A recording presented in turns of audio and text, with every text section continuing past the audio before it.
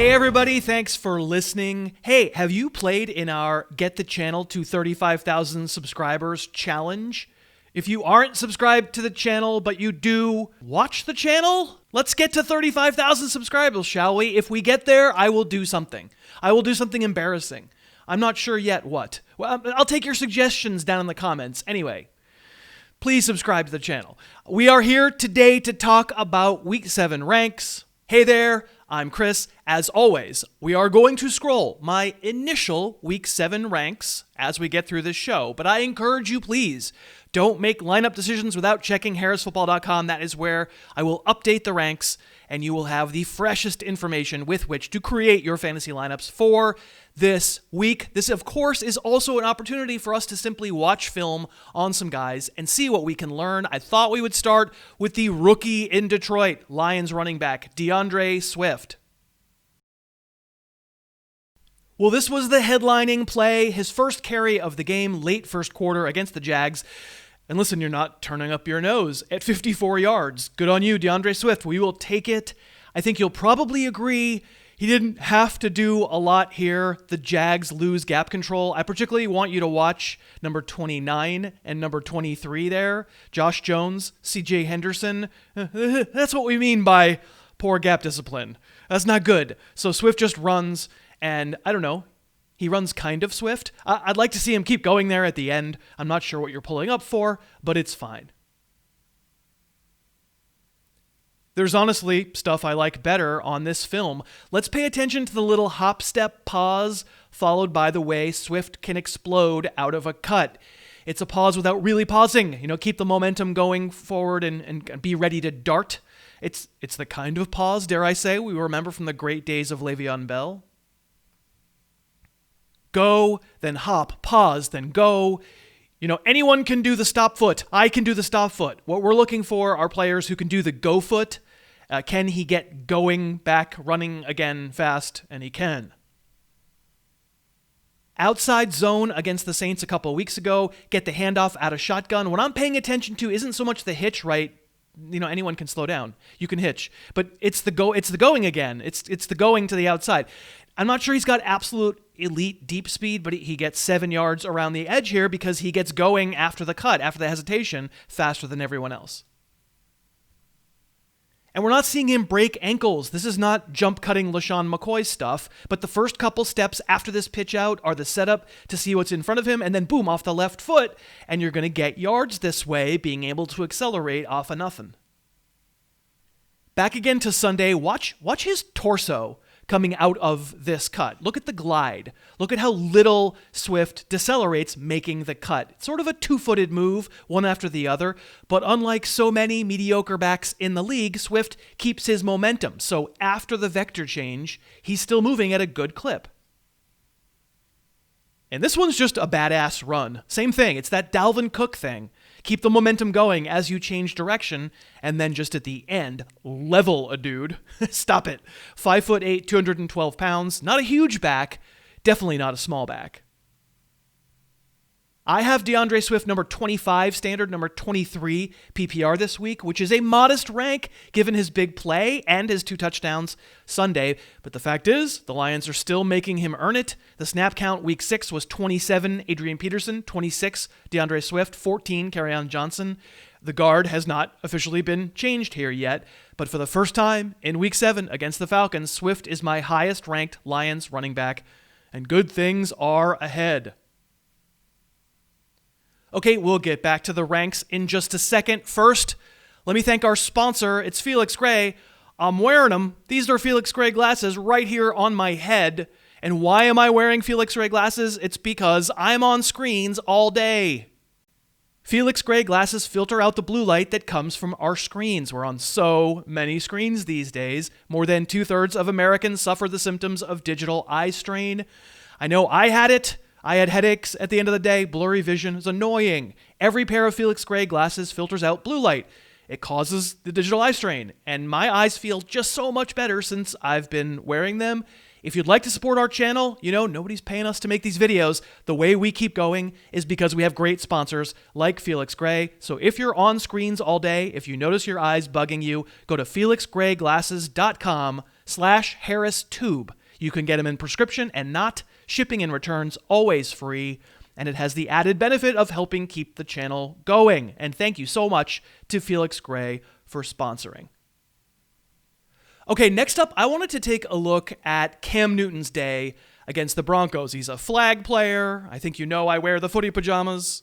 It was not a great performance. The running got him to 18 fantasy points, so, we'll take that. But if there's a day where the running isn't there, should we be concerned? I don't know. Watching this film, there are some warning signs. I said it on the podcast, and it's the truth. What's really wrong with the Patriots' offense for the second straight year is they have no receivers who can really separate. You're getting a blitz here and two receivers running, I guess, post routes, and it's zone on the back end.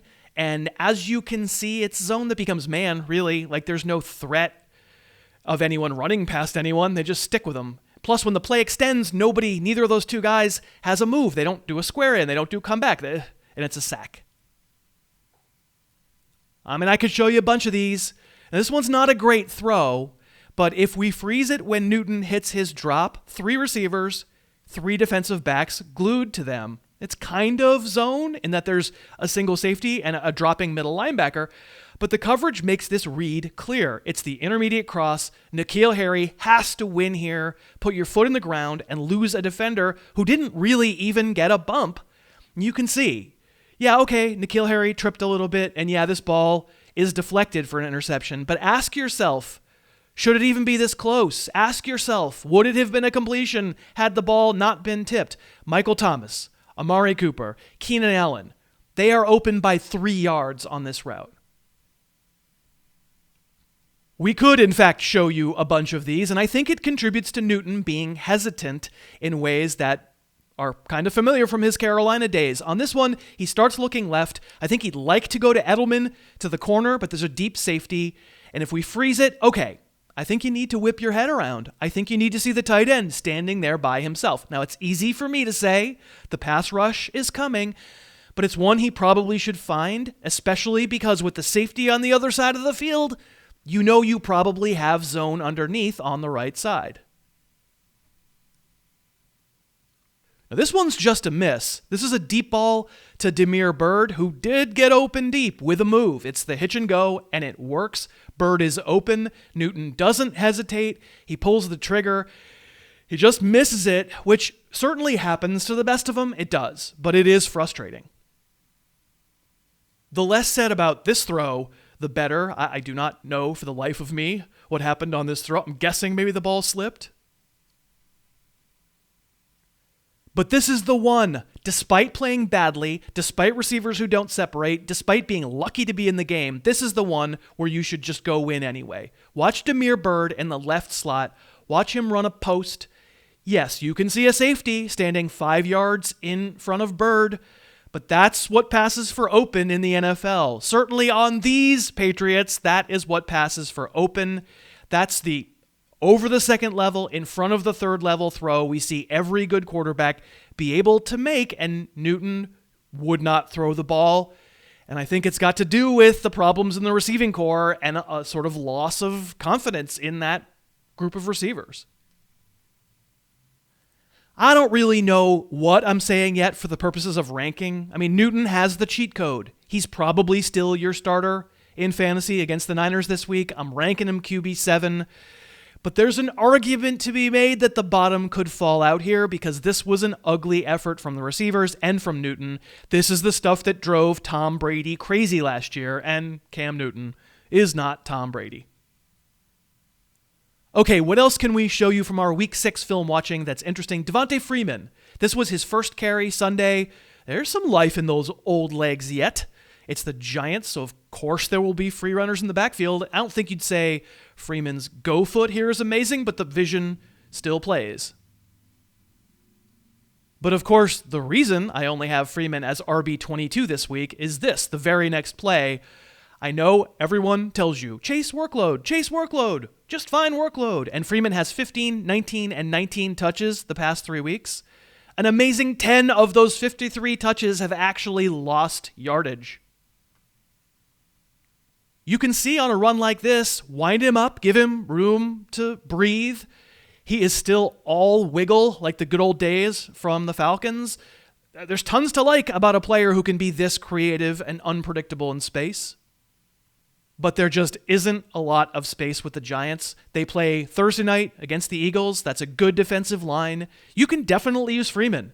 But for those folks who asked last week, why are you so low on Devonte Freeman, after they asked all summer, why are you so high on Devonte Freeman, I mean, you are looking at the reason. Here's a James Conner run from week 6. Big, slow James Conner, right? And listen, I'm not trying to tell you he's fast, but I don't think he's just a Jordan Howard gravy boots type. He should get touched by a free runner in the backfield, right? Yes, we can see the difference between James Conner and DeAndre Swift. The go foot doesn't have as much oomph for James Conner, but still a pretty good move to get untouched out of the backfield. I wanted to show you this Kenny Golladay play. You want to see what a full-grown man looks like going and getting the ball. This was defensive offsides, just take a shot, totally up for grabs, except it's not. Because time and time again in his young career, Kenny Golladay just has better body control and coordination and innate athletic ability than the other guy. He does this all the time. He might be the best jump ball artist in the league.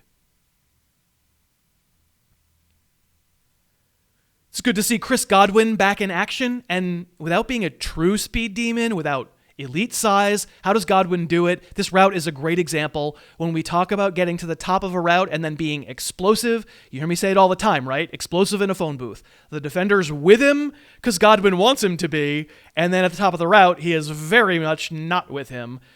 He's a great target for Brady. He's wide open here. It's good to see Godwin back. And finally, pour one out for Todd Gurley's t-shirt, I guess, underneath his jersey. That's one hell of a performance fabric. That's all I can tell you. It hangs in there as long as it can, and then it just comes off in like one long, it's like dental floss into a shirt. And that's it. Please remember, don't set your lineup without going to harrisfootball.com and finding my updated ranks there. For example, I ranked Dallas Goedert as though he's going to play on Thursday night. We're recording this on Wednesday. We don't really know, so please go check the ranks and make sure that your guy is going to be in the lineup, and let's see if the ranks have changed on him. And by the way, help us to get to 35,000 subscribers, would you? Please hit the subscribe button. Let us know down in the comments what we should offer or maybe not offer for if we do get to 35,000. We'd love to hear it. Thank you so much for watching. Let's go get a fantasy win. Thanks so much for watching. Please, please, please smash that like button. Write a comment, tell us who else you'd like to see us review film on, and of course, best of all, please subscribe to our channel and then click that little bell above the subscribe button and you'll be notified whenever we post a new video.